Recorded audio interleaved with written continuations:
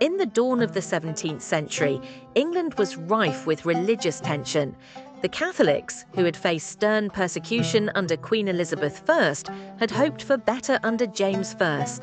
Their hopes were soon dashed as King James continued to impose restrictions on Catholic practices.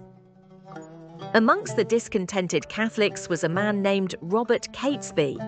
Ingeniously charismatic and driven by a fervent desire to overthrow Protestant rule, Catesby orchestrated a plot that he believed would restore a Catholic monarch to the English throne. Catesby gathered a group of conspirators, including the infamous Guy Fawkes, a man seasoned by wars. Guy's expertise with explosives made him an invaluable asset to the plan. The conspirators' goal was deceptively simple: blow up the House of Lords during the state opening of Parliament on November 5, 1605. In doing so, they intended to kill King James, the royal family, and a plethora of Protestant nobility who would be present. To this end, the plotters secretly purchased a house adjoining the Parliament and rented a cellar directly beneath the House of Lords.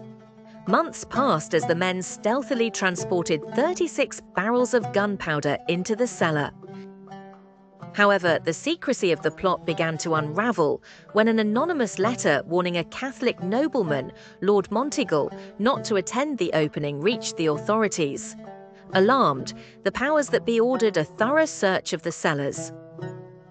In the early hours of November 5, 1605, an ill-fated Guy Fawkes was discovered guarding the explosives. He was promptly arrested and tortured mercilessly until he divulged the details of the plot and the names of his co-conspirators.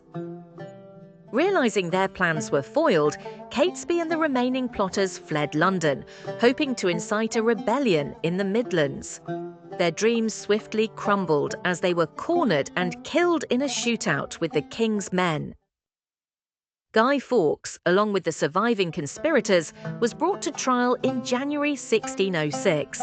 They were found guilty of high treason and subsequently executed, their bodies gruesomely displayed as a macabre warning to potential traitors. The Gunpowder Plot, though a failure, left an indelible mark on English history.